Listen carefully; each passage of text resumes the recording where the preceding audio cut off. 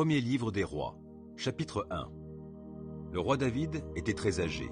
On avait beau l'envelopper de couvertures, il n'arrivait plus à se réchauffer. Ses familiers lui proposèrent de lui rechercher une jeune fille vierge qui soit à son service et le soigne. « Elle dormira dans tes bras, lui dirent-ils, ainsi mon seigneur le roi se réchauffera. » On chercha dans tout le territoire d'Israël une belle jeune fille, et l'on trouva Abishag, la Sunamite, que l'on fit venir auprès du roi. Cette jeune fille était vraiment très belle. Elle prit soin du roi et se mit à son service.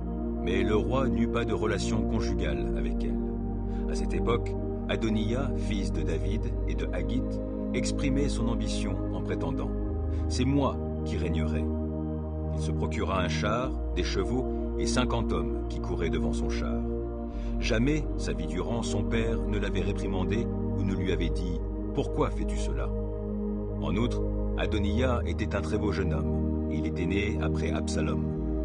Il entra en pourparlers avec le général Joab, fils de Tserouïa, et avec le prêtre Abiatar, et ceux-ci se rallièrent à son parti. Par contre, ni le prêtre Sadok, ni Benaïa, fils de Yehoyada, ni le prophète Nathan, ni Shimei, ni Réi, ni les soldats de la garde personnelle de David ne prirent son parti. Un jour, Adoniya offrit des sacrifices de moutons, de bœufs et de veaux engraissés près de la pierre qui glisse, à côté de Ein-Rogel. Il y invita tous ses frères, fils du roi, et tous les hommes importants de Juda qui étaient au service du roi. Mais il n'invita pas le prophète Nathan, Benaïa, les gardes personnels du roi, ni son demi-frère Salomon. Alors Nathan alla trouver Bathsheba, la mère de Salomon, et lui dit « As-tu entendu qu'Adoniya, fils de Haggith, est en train de se faire proclamer roi sans que notre seigneur David le sache? Eh bien, écoute, laisse-moi te donner un conseil qui pourra te sauver la vie ainsi qu'à ton fils Salomon. Va immédiatement trouver le roi David et demande-lui « Ô roi, mon seigneur, ne m'as-tu pas promis avec serment que mon fils Salomon régnerait après toi et que c'est lui qui siégerait sur ton trône? Alors pourquoi donc Adoniya est-il devenu roi ?» Puis Nathan ajouta « Pendant que tu parleras ainsi avec le roi, j'entrerai à mon tour et je compléterai ce que tu auras dit. » Bathsheba se rendit dans la chambre du roi, qui était très vieux, et recevait les soins d'Abishag, la Sunamite. Elle s'inclina jusqu'à terre et s'agenouilla devant le roi. Celui-ci lui demanda « Que désires-tu » Elle lui répondit « Mon Seigneur, tu as promis à ta servante par un serment, au nom de l'Éternel, ton Dieu, que ton fils Salomon régnerait après toi et qu'il siégerait sur ton trône. Voici maintenant qu'Adoniya s'est fait roi à l'insu de mon Seigneur le roi. Il a offert en sacrifice beaucoup de bœufs, de veaux engraissés et de moutons. Il a invité tous les fils du roi, le prêtre Abiatar et Joab, le chef de l'armée, mais il n'a pas invité ton serviteur Salomon. Pourtant, c'est vers le roi mon Seigneur que tout Israël regarde pour que tu déclares à ton peuple qui succédera à mon Seigneur le roi sur le trône. Sinon, lorsque le roi mon Seigneur aura rejoint ses ancêtres décédés, moi et mon fils Salomon, nous serons traités comme des criminels. » Pendant qu'elle parlait encore avec le roi, le prophète Nathan arriva. On vint l'annoncer au roi en disant « Voici le prophète Nathan. » Il entra en présence du roi et se prosterna devant lui, le visage contre terre. Puis il dit « Ô roi mon seigneur, est-ce toi qui as décidé qu'Adoniya régnerait après toi et qu'il siégerait sur ton trône? En effet, il est allé aujourd'hui offrir des sacrifices de bœufs, de veaux gras et de moutons en grand nombre. Il a invité tous les fils du roi, les chefs de l'armée et le prêtre Abiatar. Ils sont en train de manger et de boire avec lui en criant « Vive le roi Adoniya !» Mais il ne m'a pas invité, moi qui suis ton serviteur, pas plus que le prêtre Sadok, ni Benaïa, fils de Yehoyada, ni ton serviteur Salomon. Est-il possible qu'une telle chose se fasse par ordre de mon seigneur le roi, sans que tu aies fait connaître à ton serviteur quel est celui qui succédera à mon seigneur le roi sur le trône?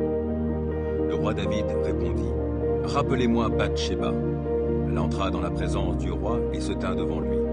Alors le roi lui déclara par serment « Aussi vrai que l'Éternel, qui m'a délivré de toutes les détresses et vivant, je te promets de réaliser aujourd'hui même la promesse que je t'ai faite avec serment, au nom de l'Éternel, du Dieu d'Israël, lorsque je t'ai dit que ton fils Salomon régnerait après moi et qu'il siégerait sur mon trône à ma place. » Bathsheba s'inclina le visage contre terre, se prosterna aux pieds du roi et dit Que mon seigneur, le roi David, vive à jamais. » Puis le roi David ordonna, « Appelez-moi le prêtre Tsadok, le prophète Nathan et Benaïa, fils de Yehoyada. » Ils entrèrent en présence du roi. Alors le roi ordonna, « Rassemblez tous mes serviteurs, faites monter mon fils Salomon sur ma propre mule et conduisez-le à la source de Gihon. Là, le prêtre Tsadok et le prophète Nathan lui conféreront l'onction pour l'établir roi sur Israël. Vous sonnerez du cor et vous crierez, « Vive le roi Salomon !» Vous remonterez de la source derrière lui, il viendra siéger sur mon trône et régnera à ma place, car c'est lui que j'ai choisi pour être le conducteur d'Israël et de Juda. » Benaïa, fils de Yehoyada, répondit au roi, « Qu'il en soit ainsi, que l'Éternel, le Dieu de mon seigneur le roi, confirme les paroles que tu as prononcées, et, comme il a été avec mon seigneur le roi, qu'il soit avec Salomon, qu'il rende son règne encore plus glorieux que ne l'a été celui de mon seigneur le roi David. » Alors le prêtre Tsadok descendit à la source de Gihon avec le prophète Nathan, avec Benaïa, fils de Yehoyada, et avec les Kérétiens et les Pélétiens de la garde royale, accompagnant Salomon qu'ils avaient fait monter sur la mule du roi David. Le prêtre Tsadok prit la fiole d'huile dans la tente du coffre de l'Alliance et conféra l'onction à Salomon. On sonna du cor et tout le peuple s'écria « Vive le roi Salomon !» Une foule immense remonta derrière lui. Les gens jouaient de la flûte et exultaient de joie, au point que la terre tremblait au bruit de leurs acclamations. Adoniya et ses convives entendirent tout ce bruit au moment où ils achevaient leur festin. Et lorsque Joab entendit le son du cor, il demanda « Que signifie ce vacarme dans la ville ?» Il n'avait pas fini de parler que Jonathan, fils du prêtre Abiatar, survint. Adoniya lui dit « Viens, car tu es un homme de valeur et tu viens certainement apporter de bonnes nouvelles. » Jonathan répondit à Adoniya, « Au contraire, notre seigneur le roi David a établi Salomon comme roi. Il a envoyé avec lui le prêtre Tsadok, le prophète Nathan, Benaïa, fils de Yehoyada, ainsi que les Kérétiens et les Pélétiens de la garde royale, pour qu'ils le fassent monter sur la mule royale et que le prêtre Tsadok et le prophète Nathan lui confèrent l'onction royale à la source de Gihon. » De là, tout le monde est remonté en poussant des cris de joie, et l'excitation s'est répandue dans toute la ville. C'est là le bruit que vous avez entendu. Salomon s'est même assis sur le trône royal, et les ministres du roi sont venus bénir notre Seigneur, le roi David, en disant « Que ton Dieu rende le nom de Salomon encore plus célèbre que le tien, et son règne encore plus glorieux. » Alors le roi s'est prosterné sur sa couche, et il a déclaré « Béni soit l'Éternel, le Dieu d'Israël, qui m'a donné l'un de mes fils comme successeur sur mon trône, et m'a permis de le voir aujourd'hui de mes yeux. » À ces mots, tous les invités d'Adoniya furent pris de panique. Ils se levèrent et partirent chacun de son côté. Adoniya lui-même eut tellement peur de Salomon qu'il alla saisir les cornes de l'autel à la tente du coffre de l'Alliance.